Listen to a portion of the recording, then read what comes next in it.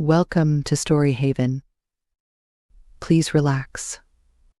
Remember to like, subscribe, and enjoy. The Rhythm of Education by Alfred North Whitehead. The Rhythm of Education, an address delivered to the Training College Association by Alfred North Whitehead.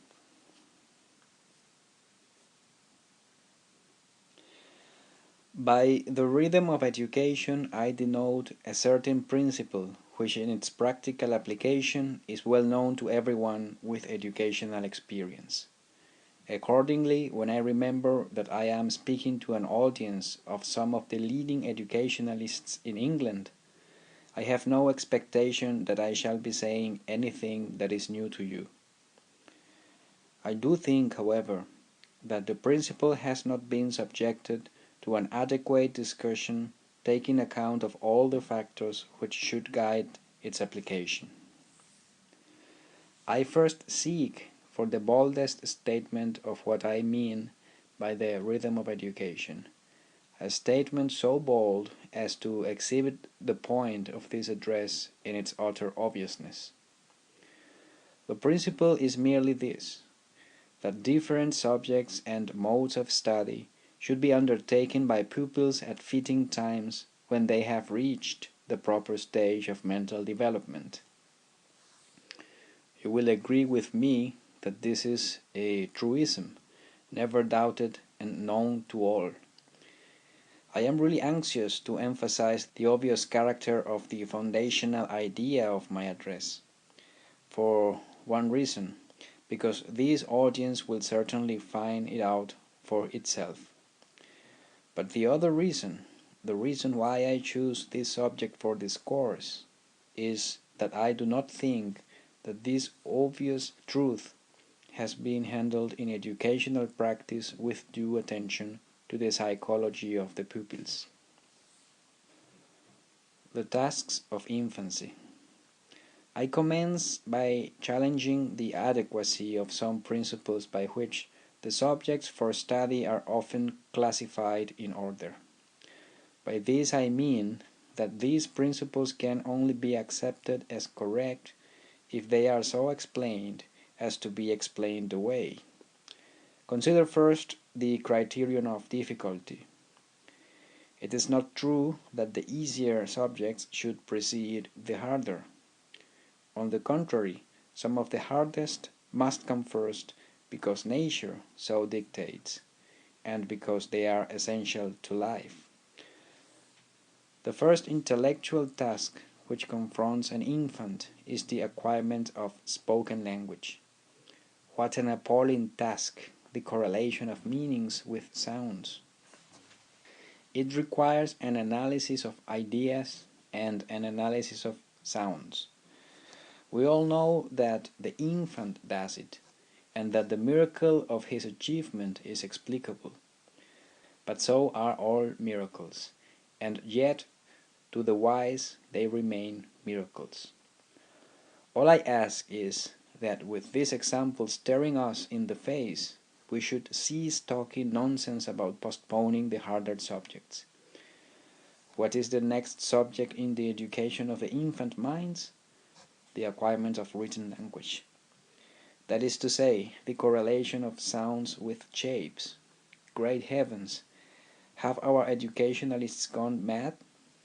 They are setting babbling mites of 6 years old to tasks which might daunt a sage after lifelong toil. Again, the hardest task in mathematics is the study of the elements of algebra. And yet this stage must precede the comparative simplicity of the differential calculus. I will not elaborate my point further. I merely restate it in the form that the postponement of difficulty is no safe clue for the maze of educational practice. The alternative principle of order among subjects is that of necessary antecedents. There we are obviously on firmer ground. It is impossible to read Hamlet until you can read, and the study of integers must precede the study of fractions. And yet even this firm principle dissolves under scrutiny.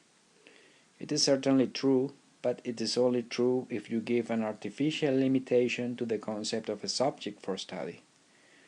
The danger of the principle is that it is accepted in one sense, for which it is almost a necessary truth, and it is applied in another sense, for which it is false. You cannot read Homer before you can read, but many a child, and in ages past many a man, has sailed with Odysseus over the seas of romance by the help of the spoken word of a mother, or of some wandering bard. The uncritical application of the principle of the necessary antecedence of some subjects to others has, in the hands of dull people with a turn for organization, produced in education the dryness of the Sahara. Stages of mental growth. The reason for the title which I have chosen for this address, The Rhythm of Education, is derived from yet another criticism of current ideas. The pupil's progress is often conceived as a uniform steady advance, undifferentiated by change of type or alteration in pace. For example, a boy may be conceived as starting Latin at 10 years of age, and by a uniform progression steadily developing into a classical scholar at the age of 18 or 20. I hold that this conception of education is based upon a false psychology of the process of mental development, which has gravely hindered the effectiveness of our methods. Life is essentially periodic. It comprises daily periods, with their alternations of work and play, of activity and of sleep, and seasonal periods, which dictate our terms and our holidays. And also it is composed of well-marked yearly periods. These are the gross obvious periods, which no one can overlook. There are also subtler periods of mental growth, with their cyclic recurrences, yet always different as we pass from cycle to cycle, though the subordinate stages are reproduced in each cycle. That is why I have chosen the term rhythmic, as meaning essentially the conveyance of difference within a framework of repetition. Lack of attention to the rhythm and character of mental growth is a main source of wooden futility in education. I think that Hegel was right when he analyzed progress into three stages, which he called thesis, antithesis, and synthesis. Though for the purpose of the application of his idea to educational theory, I do not think that the names he gave are very happily suggestive. In relation to intellectual progress, I would term them the stage of romance, the stage of precision, and the stage of generalization. The stage of romance. The stage of romance is the stage of first apprehension. The subject matter has the vividness of novelty. It holds within itself unexplored connections with possibilities half disclosed by glimpses and half concealed by the wealth of material. In this stage, knowledge is not dominated by systematic procedure. Such system as there must be is created piecemeal ad hoc. We are in the presence of immediate cognizance of facts, only intermittently subjecting fact to systematic dissection. Romantic emotion is essentially the excitement consequent on the transition from the bare facts to the first realizations of the import of their unexplored relationships. For example, Crusoe was a mere man, the sand was mere sand, the footprint was a mere footprint, and the island a mere island, and Europe was the busy world of men. But the sudden perception of the half-disclosed and half-hidden possibilities relating Crusoe and the sand and the footprint and the lonely island secluded from Europe constitutes romance. I have had to take an extreme case for illustration in order to make my meaning perfectly plain, but construe it as an allegory representing the first stage in a cycle of progress. Education must essentially be a setting in order of a ferment already stirring in the mind. You cannot educate mind in vacuum. In our conception of education, we tend to confine it to the second stage of the cycle, namely to the stage of precision. But we cannot so limit our task without misconceiving the whole problem. We are concerned alike with the ferment, with the acquirement of precision, and with the subsequent fruition. The stage of precision. The stage of precision also represents an addition to knowledge. In this stage, width of relationship is subordinated to exactness of formulation. It is the stage of grammar, the grammar of language and the grammar of science. It proceeds by forcing on the student's acceptance a given way of analyzing the facts, bit by bit. New facts are added, but they are the facts which fit into the analysis. It is evident that a stage of precision is barren without a previous stage of romance, unless there are facts which have already been vaguely apprehended in their broad generality. The previous analysis is an analysis of nothing. It is simply a series of meaningless statements about bare facts, produced artificially and without any further relevance. I repeat that in this stage we do not merely remain within the circle of the facts elicited in the Romantic epoch. The facts of romance have disclosed ideas with possibilities of wide significance, and in the stage of precise progress we acquire other facts in a systematic order, which thereby form both a disclosure and an analysis of the general subject matter of the romance. The stage of generalization. The final stage of generalization is Hegel's synthesis. It is a return to Romanticism with added advantage of classified ideas and relevant technique. It is the fruition which has been the goal of the precise training. It is the final success. I am afraid that I have had to give a dry analysis of somewhat obvious ideas. It has been necessary to do so because my subsequent remarks presuppose that we have clearly in our minds the essential character of this threefold cycle. The cyclic processes. Education should consist in a continual repetition of such cycles. Each lesson, in its minor way, should form an eddy cycle, issuing in its own subordinate process. Longer periods should issue in definite attainments, which then form the starting grounds for fresh cycles. We should banish the idea of a mythical, far-off end of education.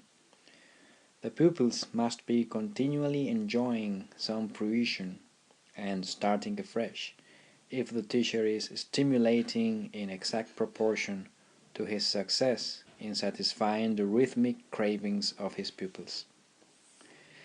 An infant's first romance is its awakening to the apprehension of objects and to the appreciation of their connections. Its growth in mentality takes the exterior form of occupying itself in the coordination of its perceptions with its bodily activities.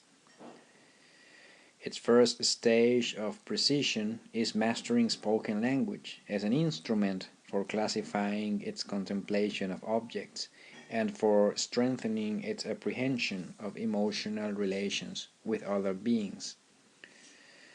Its first stage of generalization is the use of language for a classified and enlarged enjoyment of objects. This first cycle of intellectual progress, from the achievement of perception to the acquirement of language, and from the acquirement of language to classified thought and keener perception, will bear more careful study.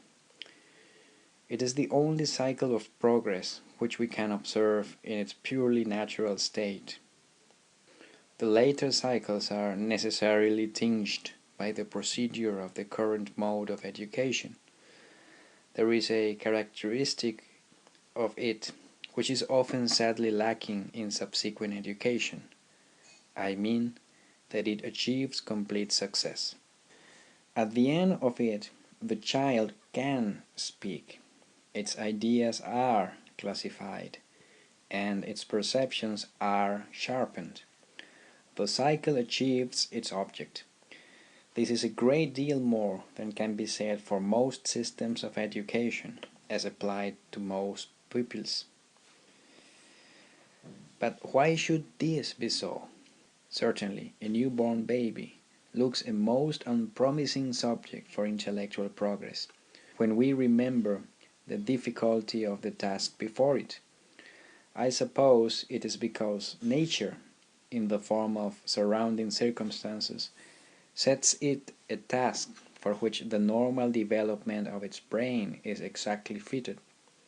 I do not think that there is any particular mystery about the fact of a child learning to speak and in consequence thinking all the better, but it does offer food for reflection. In the subsequent education, we have not sought for cyclic processes which in a finite time run their course and within their own limited sphere achieve a complete success. This completion is one outstanding character in the natural cycle for infants. Later on we start a child on some subject, say Latin, at the age of 10, and hope by a uniform system of formal training to achieve success at the age of 20. The natural result is failure, both in interest and in acquirement. When I speak of failure, I am comparing our results with the brilliant success of the first natural cycle. I do not think that it is because our tasks are intrinsically too hard, when I remember that the infant cycle is the hardest of all. It is because our tasks are set in an unnatural way, without rhythm and without the stimulus of intermediate successes and without concentration. I have not yet spoken of this character of concentration which so conspicuously attaches to the infant's progress. The whole being of the infant is absorbed in the practice of its cycle. It has nothing else to divert its mental development. In this respect, there is a striking difference between this natural cycle and the subsequent history of the student's development. It is perfectly obvious that life is very various and that the mind and brain naturally develop so as to adapt themselves to the many-hued world in which their lot is cast. Still, after making allowance for this consideration, we will be wise to preserve some measure of concentration for each of the subsequent cycles. In particular, we should avoid a competition of diverse subjects in the same stage of their cycles. The fault of the older education was on rhythmic concentration on a single undifferentiated subject. Our modern system with its insistence on a preliminary general education and with its easy toleration of the analysis of knowledge into distinct subjects, is an equally unrhythmic collection of distracting scraps. I am pleading that we shall endeavor to weave in the learner's mind a harmony of patterns, by coordinating the various elements of instruction into subordinate cycles, each of intrinsic worth for the immediate apprehension of the pupil. We must garner our crops, each in its due season. The romance of adolescence. We will now pass to some concrete applications of the ideas which have been developed in the former part of my address. The first cycle of infancy is succeeded by the cycle of adolescence, which opens with far the greatest stage of romance which we ever experienced. It is in this stage that the lines of characters are graven. How the child emerges from the romantic stage of adolescence is how the subsequent life will be molded by ideals and colored by imagination. It rapidly follows on the generalization of capacity produced by the acquirements of spoken language and of reading. The stage of generalization belonging to the infantile cycle is comparatively short, because the romantic material of infancy is so scanty. The initial knowledge of the world, in any developed sense of the word knowledge, really commences after the achievement of the first cycle, and thus issues in the tremendous age of romance. Ideas, facts, relationships, stories, histories, possibilities, artistry in words, in sounds, in form, and in color crowd into the child's life, stir his feelings, excite his appreciation, and incite his impulses to kindred activities. It is a saddening thought that on this golden age there falls so often the shadow of the crammer. I am thinking of a period of about 4 years in the child's life, roughly in ordinary cases, falling between the ages of 8 and 12 or 13. It is the first great period of the utilization of the native language and of the developed powers of observation and of manipulation.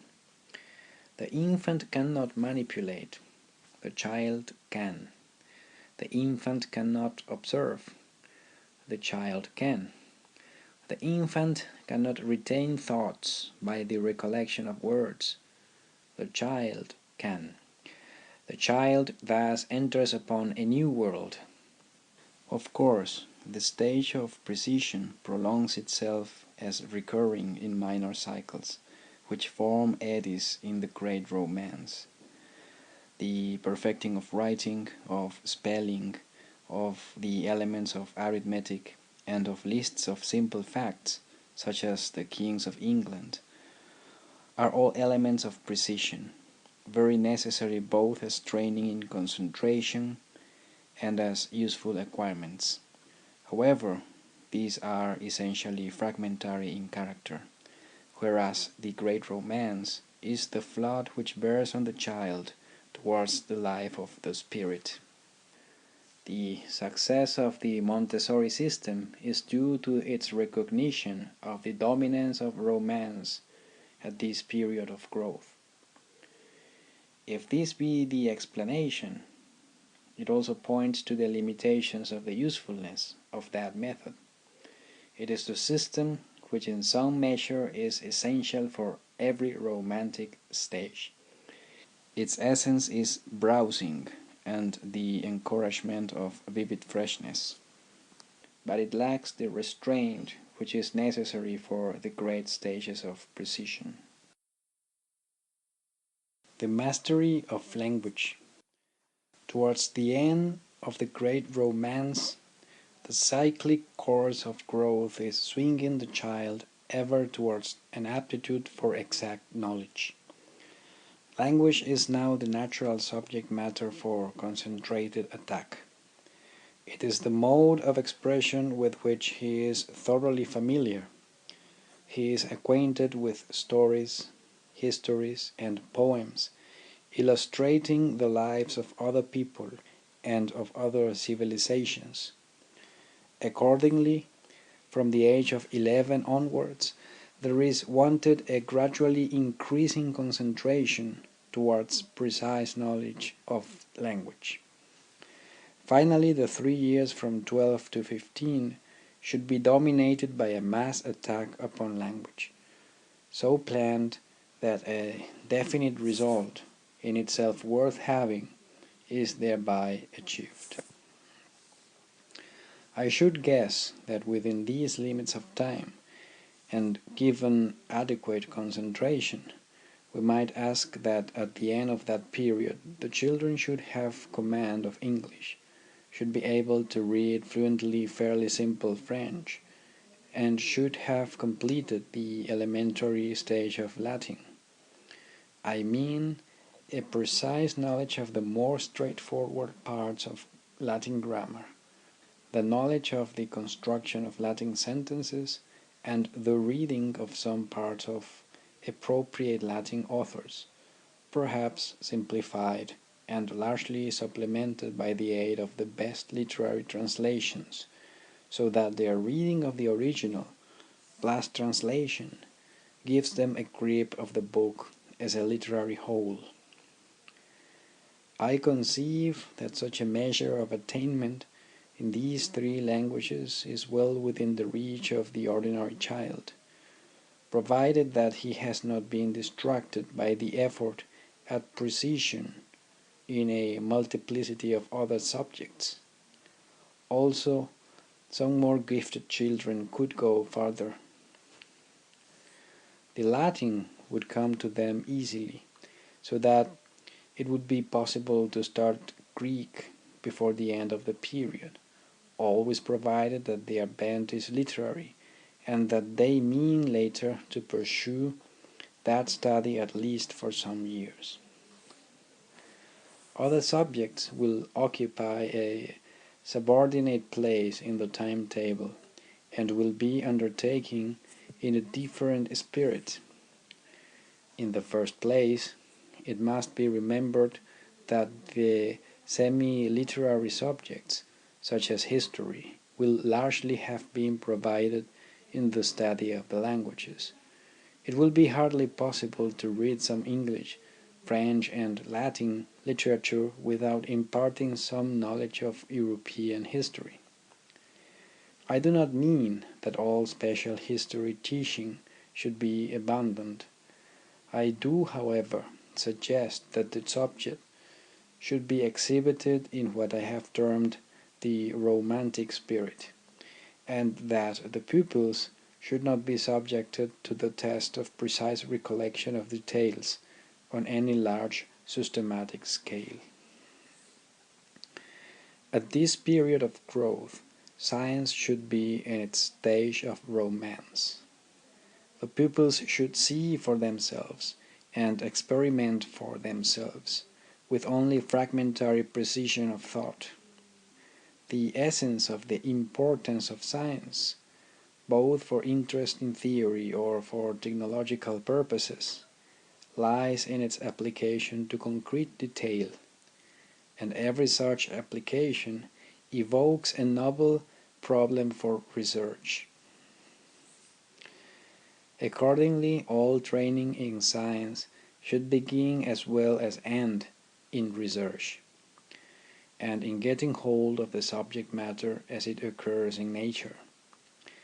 The exact form of guidance suitable to this age and the exact limitations of experiment are matters depending on experience. But I plead that this period is the true age for the romance of science.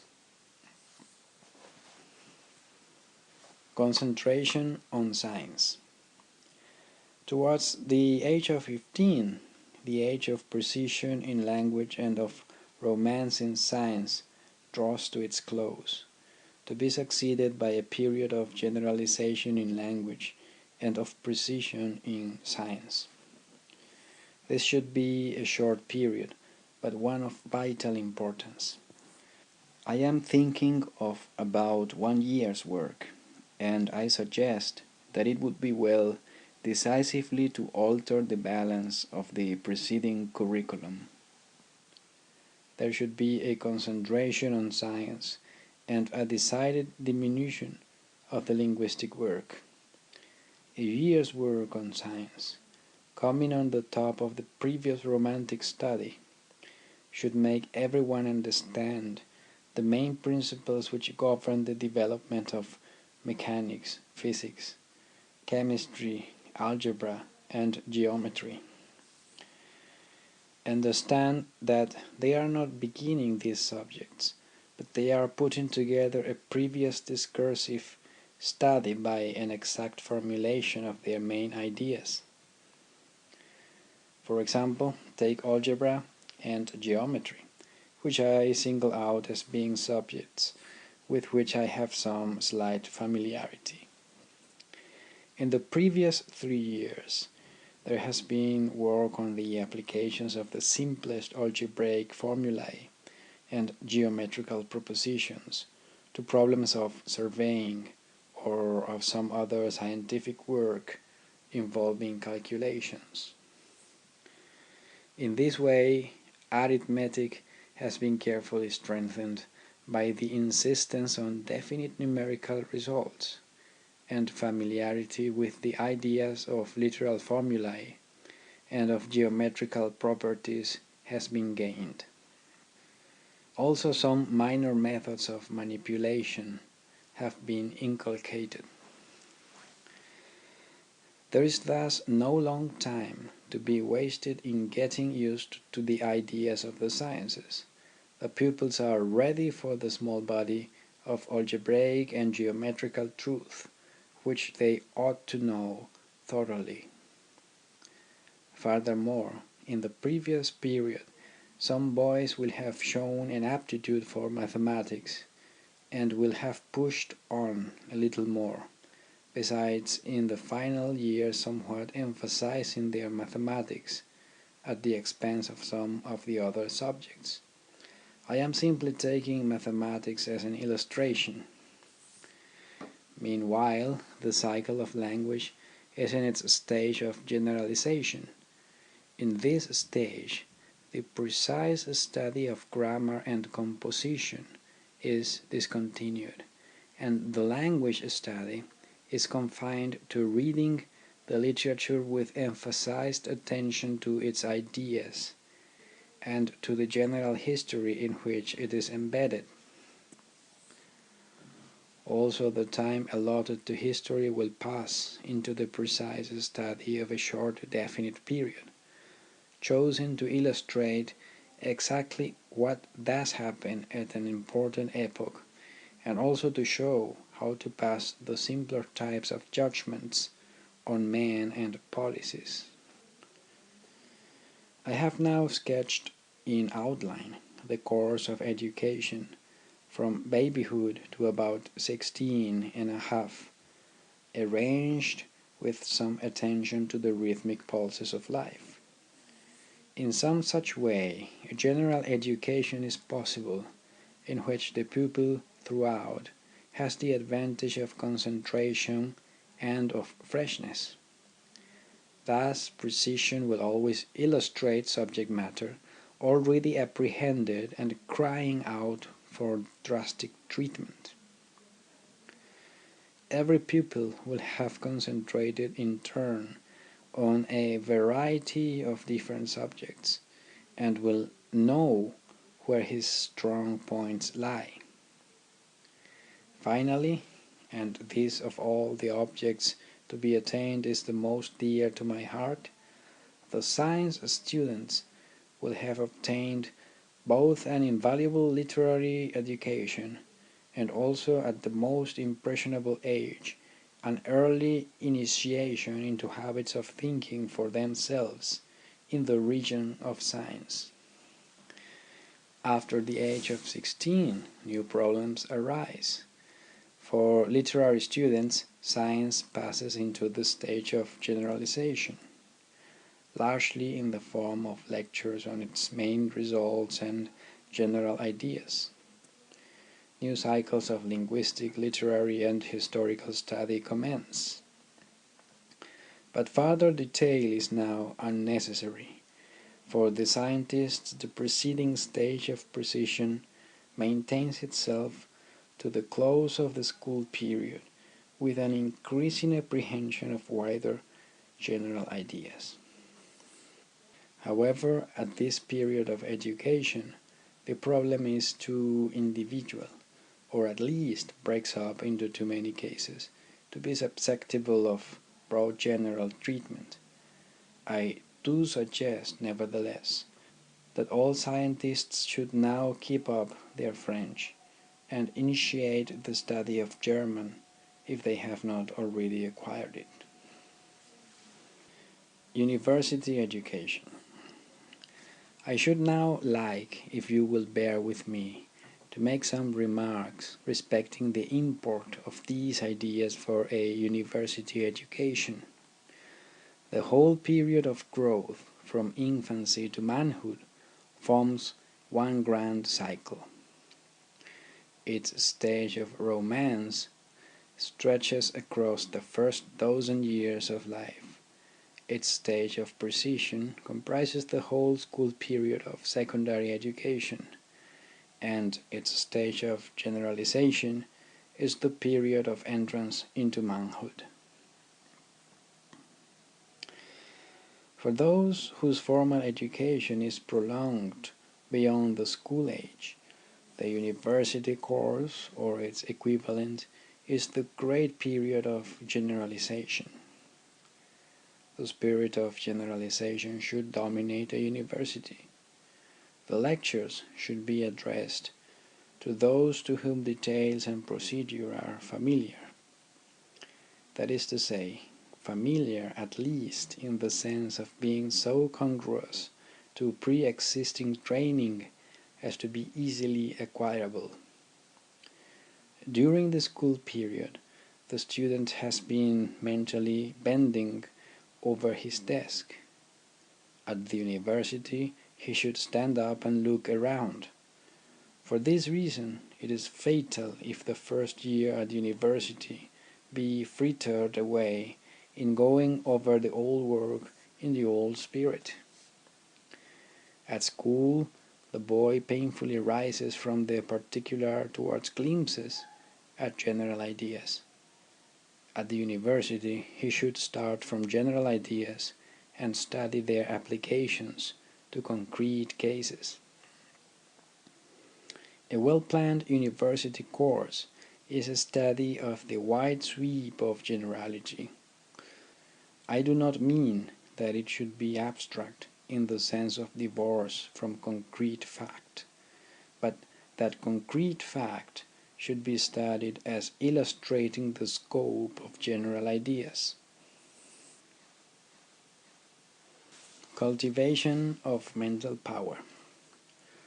This is the aspect of university training in which theoretical interest and practical utility coincide. Whatever be the detail with which you cram your student, the chance of his meeting in afterlife exactly that detail is almost infinitesimal. And if he does meet it, he will probably have forgotten what you taught him about it. The really useful training yields a comprehension of a few general principles with a thorough grounding in the way they apply to a variety of concrete details. In subsequent practice, the man will have forgotten your particular details, but they will remember by an unconscious common sense how to apply principles to immediate circumstances. Your learning is useless to you till you have lost your textbooks. burned your lecture notes, and forgotten the minutiae which you learned by heart for the examination. What, in the way of detail, you continually require will stick in your memory as obvious facts like the sun and moon, and what you casually require can be looked up in any work of reference. The function of a university is to enable you to shed details in favor of principles. When I speak of principles, I am hardly even thinking of verbal formulations. A principle which has thoroughly soaked into you is rather a mental habit than a formal statement. It becomes the way the mind reacts to the appropriate stimulus in the form of illustrative circumstances. Nobody goes about with his knowledge clearly and consciously before him. Mental cultivation is nothing else than the satisfactory way in which the mind will function when it is poked up into activity. Learning is often spoken of as if we are watching the open pages of all the books which we have ever read, and then, when occasion arises, we select the right page to read aloud to the universe. Luckily, the truth is far otherwise from this crude idea, and for this reason the antagonism between the claims of pure knowledge and professional acquirement should be much less acute than a faulty view of education would lead us to anticipate. I can put my point otherwise by saying that the ideal of a university is not so much knowledge as power. Its business is to convert the knowledge of a boy into the power of a man. The rhythmic character of growth. I will conclude with two remarks which I wish to make by way of caution in the interpretation of my meaning. The point of this address is the rhythmic character of growth.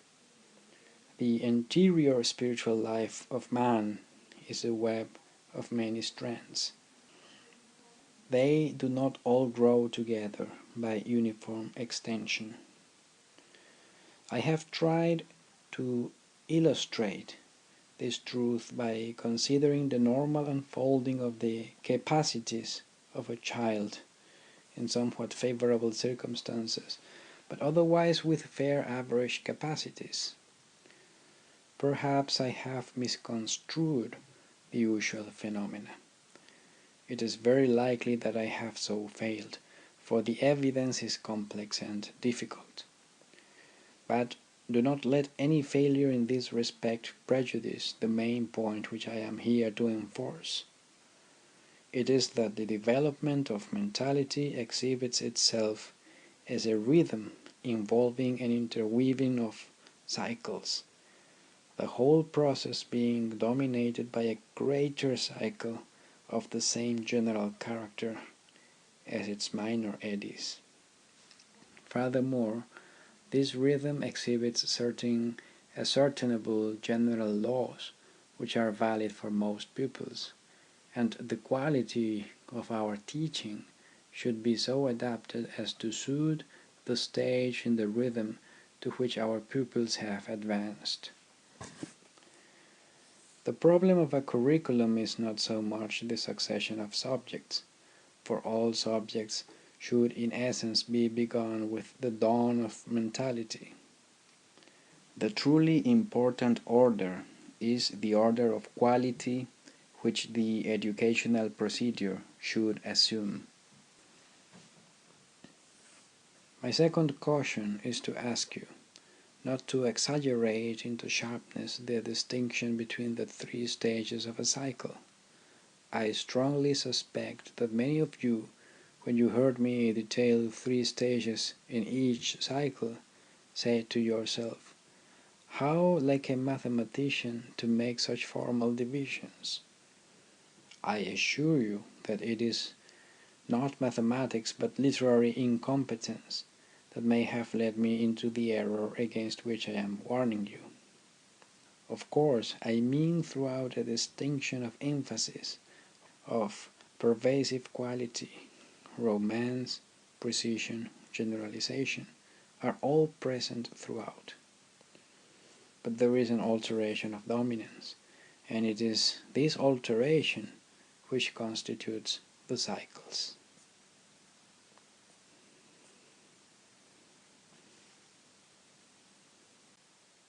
End of The Rhythm of Education by Alfred North Whitehead. Thank you for listening.